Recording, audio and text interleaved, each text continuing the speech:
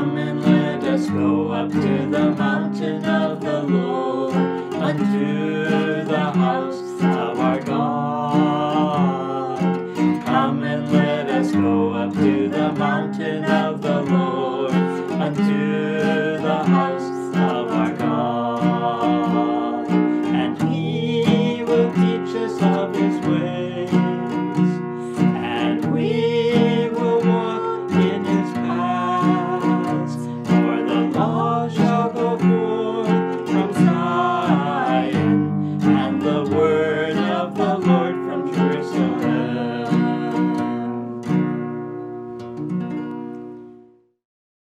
Hello. Halo, This morning we're going to study healing the brokenhearted.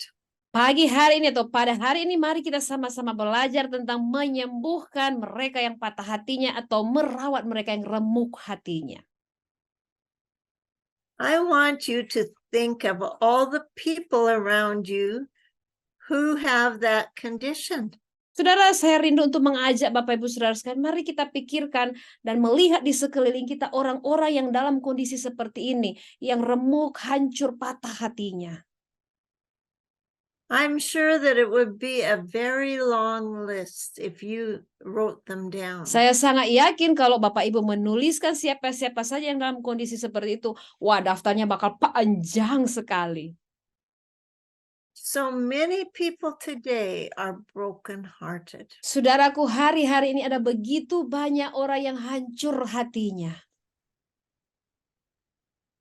And Jesus came to heal the brokenhearted. Dan Yesus datang untuk menyembuhkan mereka yang hancur hatinya, yang patah hatinya, yang remuk hatinya.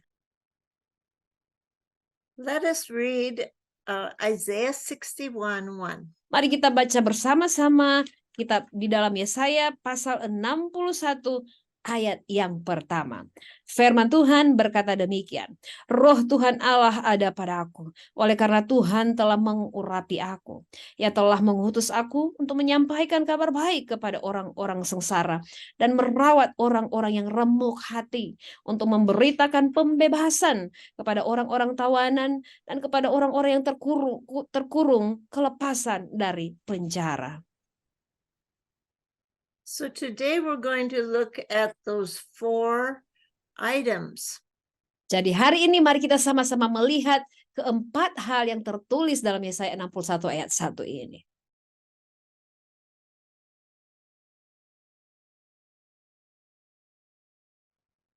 The first one was preaching good news to the poor. Yang pertama, memberitakan kabar baik kepada orang-orang miskin. Dalam bahasa Indonesia, menyampaikan kabar baik kepada orang-orang sengsara.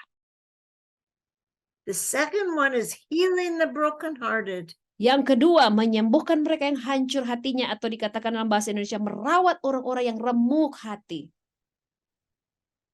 The third one was proclaiming liberty to the captives. Yang ketiga, memberitakan pembebasan kepada orang-orang tawanan. The fourth one was to open the prison doors to those who are bound. Dan yang keempat adalah kelepasan dari penjara kepada orang-orang yang terkurung atau terbelenggu. We know that these things are supernatural deeds. Dan kita tahu bersama bahwa hal-hal yang dimaksud tadi adalah hal-hal yang bersifat supernatural. It cannot be done by our natural man. Yang tidak bisa dikerjakan oleh manusia yang alamiah ini, jasmania ini. But that is why we need Jesus. Itulah sebabnya mengapa kita membutuhkan Yesus.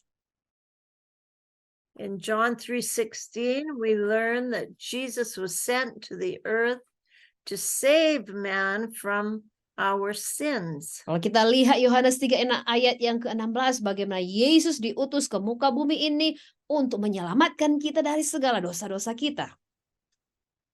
And he did that by his death and resurrection. Dan Yesus melakukan semuanya itu lewat kematian dan kebangkitannya. So he has opened the door for you to receive him as your Lord and Savior today. Jadi pada hari ini Yesus membukakan pintu bagi kita, saudaraku. Untuk hari ini mari kita terima Dia, Yesus, sebagai Tuhan dan Juru Selamat kita. If you have not done that, you can do that today. Saudaraku, jika engkau belum pernah menerima Yesus sebagai Tuhan dan Juru Selamatmu, engkau bisa lakukan hari ini. The other thing that Jesus came to do was to fulfill verse 1. Dan hal lainnya yang Yesus lakukan adalah untuk menggenapi firman Tuhan di ayat yang pertama dari kitab Yesaya pasal 61 ini. But how is he going to do it? Tetapi bagaimana cara Yesus melakukan atau menggenapi firman ini? He was not going to do it by might or by power. Dia tidak akan mempergunakan kekuasaan atau kekuatan untuk melakukan ini semua. He was going to operate under the Spirit of the Lord. Yesus akan beroperasi atau bekerja di bawah kuasa Roh.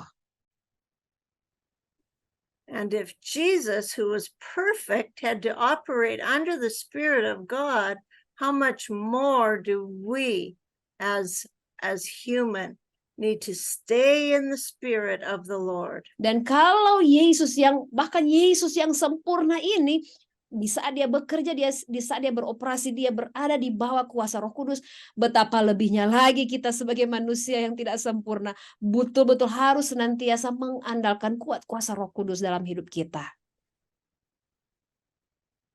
Let us read Luke 4:16 to 21. Marilah kita baca firman Tuhan di dalam Lukas pasal yang keempat, ayat 16 sampai ayat yang ke-21. Firman Tuhan berkata demikian. Ia datang ke Nazaret, tempat ia dibesarkan, ia Yesus, dan menurut kebiasaannya pada hari Sabat ia Yesus masuk ke rumah ibadat, lalu berdiri hendak membaca dari Alkitab.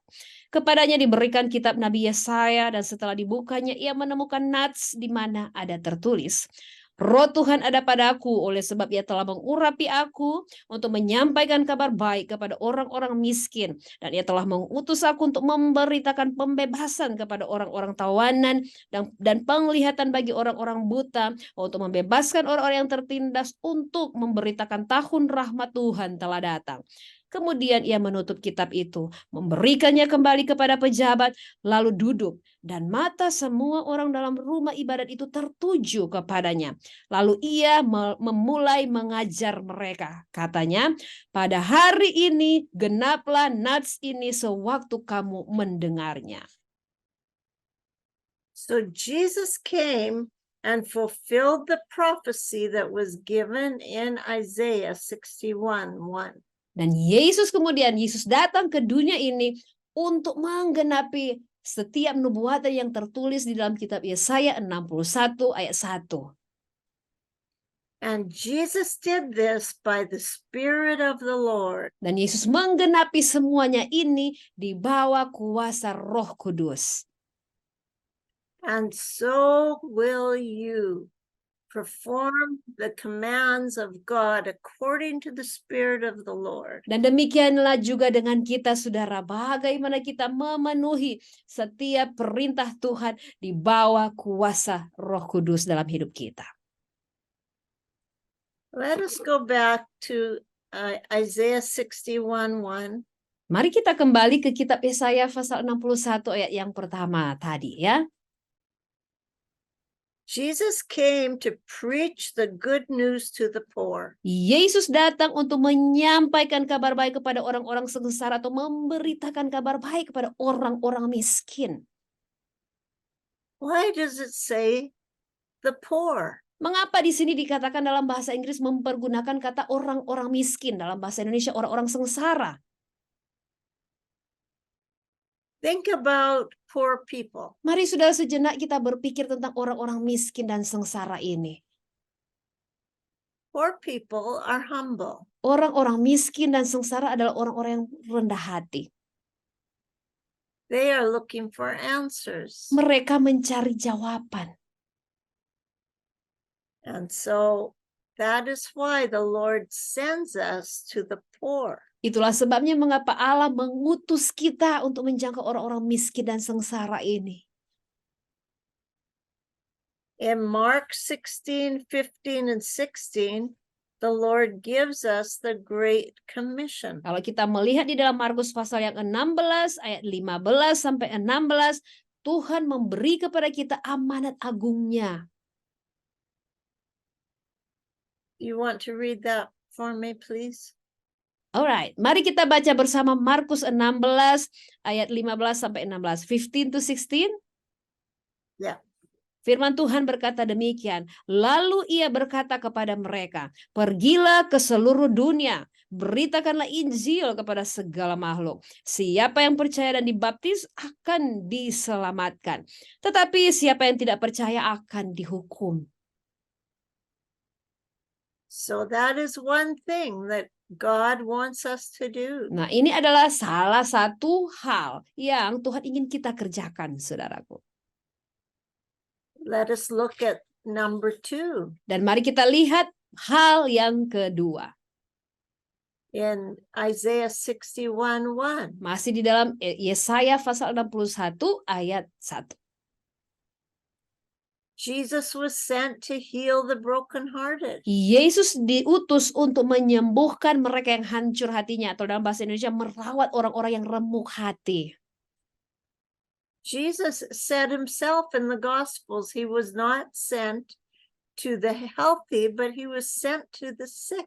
Di dalam Injil disampaikan bahwa Yesus diutus sebagai tabib untuk orang-orang yang sakit, bukan untuk orang-orang yang sehat. So here the word bind, heal means to bind up. Di sini kata menyembuhkan atau ya di dalam bahasa Indonesianya merawat itu artinya membalut, ya semacam membalut sesuatu. So you are being sent to sick people. Jadi saudaraku, kita diutus kepada mereka yang sakit. So don't hassle that. Don't argue with God over that. Dan mari kita jangan berargumen dengan Tuhan, jangan beralasan dengan Tuhan. When people are broken, you go and help them. Saudaraku, ketika orang mengalami hati hancur, engkau harus pergi menolong dia untuk menyembuhkan dia. Let us read Psalm 147 verse 3. Mari kita baca Mazmur 147 ayat 3. Ia menyembuhkan orang-orang yang patah hati dan membalut luka-luka mereka.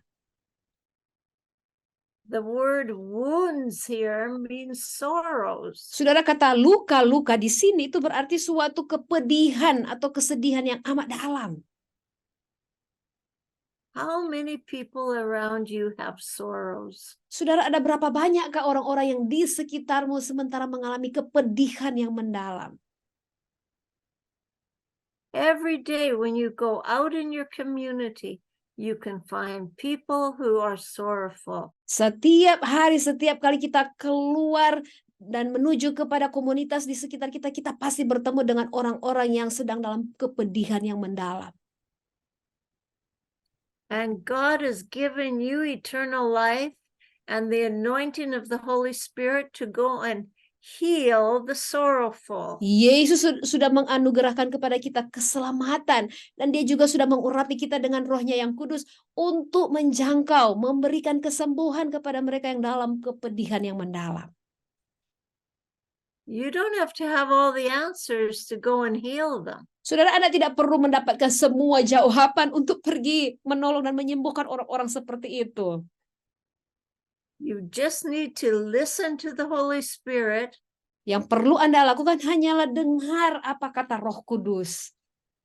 And you go to that person and you love them and pray for them and pour out the oil of joy upon them. Anda pergi jangkau orang-orang dalam kepedihan seperti itu. Kasihilah mereka, doakanlah mereka, dan biarlah urapan atau minyak sukacita itu boleh mengalir dalam hidup mereka.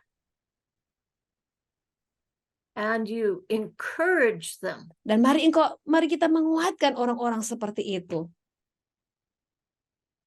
Many people can't continue on in their faith because they're carrying heavy burdens on their back. Saudaraku, ada begitu banyak orang yang akhirnya iman mereka menyerah daripada iman mereka ya. Mereka tidak lagi ikut Yesus karena mereka memikul beban yang teramat sangat berat. And you are anointed to go and set them free. Dan saudaraku, Anda sudah diurapi untuk pergi dan melepaskan mereka. That is number 3 in Isaiah 61:1, to proclaim liberty to the captives. Nah, ini adalah poin atau nomor 3 dari Yesaya 61 ayat yang pertama, yaitu memberitakan pembebasan kepada orang-orang tawanan. That word liberty in the Hebrew means freedom, release, and setting free. Saudaraku, kata kebebasan atau pembebasan ini di dalam bahasa Ibrani itu berarti suatu kemerdekaan, suatu kelepasan, bebas dari kungkungan. Let us read Leviticus 25:10. Kita baca bersama-sama firman Tuhan di dalam Imamat pasal yang ke-25 ayat yang ke-10. Kamu harus menguduskan tahun yang ke-50 dan memaklumkan kebebasan di negeri itu bagi segenap penduduknya. Itu harus menjadi tahun Yobel bagimu. Dan kamu harus masing-masing pulang ke tanah miliknya dan kepada kaumnya. Freedom comes from the Lord, not governments. Saudaraku, kemerdekaan datang dari Tuhan, bukan dari pemerintah. And God ordained that every 50 years would be a year of liberty in Israel. Dan Tuhan sudah menetapkan bahwa setiap 50 tahun itu adalah tahun kebebasan, tahun pembebasan bagi umat Israel. That was the year of the debts being paid. Itu adalah tahun di mana segala hutang-hutang dihapuskan. That was the year of all the things that had happened in those 50 years to be freed from them. Itu adalah tahun di mana segala sesuatu yang telah terjadi di sepanjang 50 tahun berjalan, semuanya itu dibebaskan. What a wonderful year that is. Sungguh tahun yang luar biasa ya, tahun pembebasan itu. The 50th year Yaitu tahun ke-50. is a year of jubilee on God's calendar. Itu adalah tahun Yobel di dalam kalendernya Tuhan.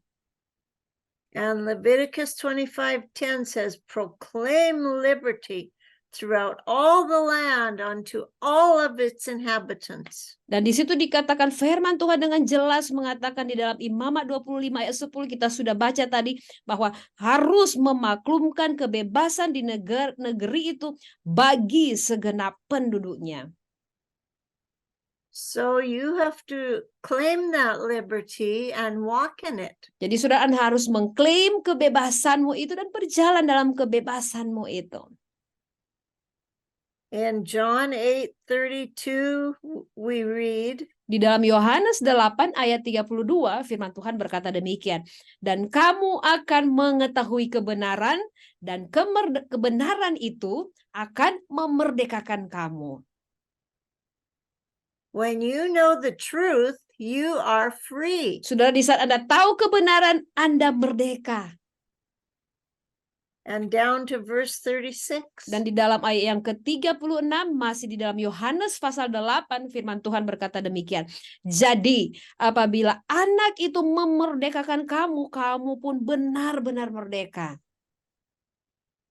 So if Jesus has come into your heart and set you free, jadi di saat apabila Yesus benar-benar sudah ada di dalam hatimu dan Yesus pun memerdekakan kamu, then you are free indeed. dan kamu pun benar-benar merdeka. And do not let the devil lie to you. Dan jangan pernah mengizinkan setan berdusta kepada Anda. Because then you begin to walk in a new walk with the Lord, a walk of freedom. Dan di saat itu, karena di saat itu saudaraku, Anda memulai suatu perjalanan kehidupan yang baru, yaitu perjalanan dalam kehidupan yang penuh dengan kemerdekaan di dalam Yesus. Because when you come into Jesus' kingdom, you come into a new kingdom. Karena di saat saudaraku Anda datang, Anda masuk kepada kerajaan Yesus, Anda masuk di dalam suatu kerajaan yang baru. And you are under the laws and rules of heaven. Dan Anda berada di bawah peraturan dan perintah-perintah sorgawi. And that is a marvelous kingdom. Dan itu adalah suatu kerajaan yang sungguh indah dan sangat luar biasa. The fourth point in Isaiah 61:1 is the opening of the prison to those who are bound. Dan hal yang keempat dari Yesaya 61 ayat 1 ini adalah kelepasan dari penjara kepada orang-orang yang terkurung. To Isaiah 42 verse 7. Mari kita lihat Yesaya 42 ayat 7. Firman Tuhan berkata demikian. Untuk membuka mata yang buta, untuk mengeluarkan orang hukuman dari tempat tahanan, dan mengeluarkan orang-orang yang duduk dalam gelap dari rumah penjara. Do you know some people in those situations? Saudara, apakah Anda mengenal orang-orang yang berada dalam situasi seperti tadi? God has given you the keys to go and unlock that prison door. Tuhan sudah memberikan kepada kita kunci untuk membuka kunci-kunci penjara bagi mereka yang terbelenggu itu. In Acts, Peter and Paul were put in prison because they were Christians. Kalau kita lihat di dalam kitab Kisah Para Rasul, bagaimana Petrus dan Paulus mereka dimasukkan ke dalam penjara. But you know what they did in that prison? Saudara, tahukah Anda apa yang mereka lakukan ketika mereka terkurung dalam penjara, terkunci dalam penjara? They did not feel sorry for themselves. Mereka tidak menyesal dan menyayangi diri sendiri. They began to worship Jesus. Mereka mulai menyembah Yesus. In psalms and hymns and spiritual songs. Mereka menyanyikan nyanyian-nyanyian pujian, kidung-kidung bagi Tuhan. And the power of God came upon them. Dan kemudian kuasa Allah turun atas mereka. And it shook the prison. Dan penjara itu dikatakan bergoncang ya. And they were set free. Dan mereka dibebaskan dari penjara. So we never know what we may face. Saudara, kita tidak pernah tahu apa yang nantinya kita akan hadapi. But we know in those situations that God has given us the power to overcome and to be free. Tetapi kita tahu bersama bahwa kepada kita telah Tuhan anugerahkan kuasa agar supaya kita bisa menaklukkan situasi apapun itu dan kita bebas dari situasi-situasi itu. Jesus had to go to prison. Yesus harus pergi, dia di penjara. He suffered. Yesus menderita. In Isaiah 53:8 we read that. Kita bisa melihat di dalam Yesaya 53 ayat 8. Yesaya 53 ayat 8 firman Tuhan berkata, sesudah penahanan dan penghukuman ia terambil, dan tentang nasibnya siapakah yang memikirkannya? Sungguh ia terputus dari negeri orang-orang hidup, dan karena pemberontakan umatku ia kena tulah. So what he suffered because of our sin. Jadi sesungguhnya yang diderita oleh Yesus adalah karena dosa-dosa kita, saudaraku. And prison here means a closed up place. Dan yang dimaksud dengan rumah penjara atau rumah penahanan ini adalah suatu tempat yang tertutup. or a barren place, atau suatu tempat yang gersang dan tandus, or where we're tied up, atau di mana kita terikat di dalamnya. and Jesus experienced that for us. Dan sesungguhnya Yesus mengalami semuanya itu bagi kita, saudaraku. He came to set us free. Yesus datang untuk melepaskan kita. And it says here, and who shall declare his generation? Dan di situ dikatakan bagaimana dia dan sesudah penahanan penghukuman ia terambil, dan tentang nasibnya siapakah yang memikirkannya. That is you and that is me who have been set free. Jadi itu adalah saya dan saudara yang telah dilepaskan olehnya. And it is up to us to declare our testimony to those around us. Dan ini terserah kita, saudara, apakah kita mau berbagi kesaksian kita di saat kita terlepas dan membagi kesaksian ini kepada orang-orang lain di sekitar kita. He has given us the commission. Dia, Yesus, sudah memberikan kepada kita amanatnya, perintahnya. He has set us free. Yesus sudah membebaskan kita, memerdekakan kita, saudaraku. He has anointed us with his oil. Dia telah mengurapi kita dengan minyaknya. So there is nothing that we cannot do when he tells us to do it. Jadi saudaraku, tidak ada satupun yang tidak dapat kita lakukan di saat Tuhan memerintahkan kita untuk melakukan. Do not listen to the wrong voices. Saudara, jangan pernah memberi telingamu mendengar kepada suara-suara yang salah. If God tells you to go down the street and pray for a blind person and open their eyes, then go and do it. Saudaraku, di saat Tuhan memerintahkan engkau berbicara dalam hatimu, pergilah ke jalan dan doakan orang buta itu agar supaya dia mendapatkan penglihatannya kembali. Lakukan itu, saudaraku. How wonderful that is to give somebody their sight. Saudara, betapa indah dan luar biasanya di saat kita melihat bagaimana orang buta dicelikkan, mereka bisa melihat kembali.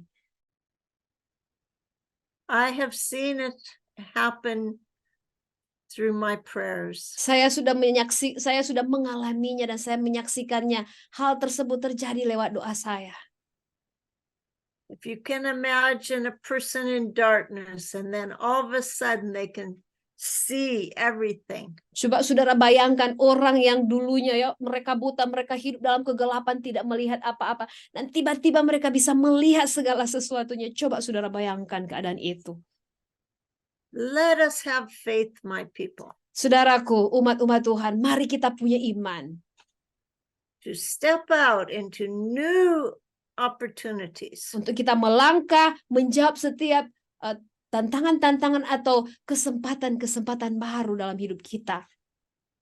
Let us pray together. Mari kita berdoa bersama. Lord, we're so thankful for your presence. Ya Tuhan, sungguh kami bersyukur buat hadirat-Mu.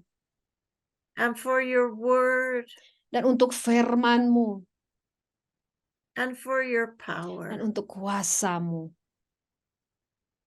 And we're thankful that you instruct us and tell us the way we should go. Dan kami mengucap syukur karena Engkau memberikan kepada kami arahan untuk menunjukkan kepada kami jalan mana yang harus kami tempuh. Lord, strengthen each one who is listening to this broadcast. Tuhan, kami berdoa, kuatkanlah setiap mereka yang mendengarkan siaran ini. And help them to go out. Dan tolonglah mereka untuk melangkah keluar. And set the people free. Untuk membawa kelepasan kepada orang-orang yang terbelenggu. So your kingdom can come in their communities. Sehingga kerajaan-Mu datang dalam komunitas mereka.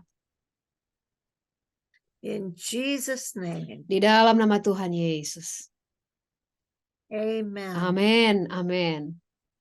Come and let us go up to the mountain of the Lord, unto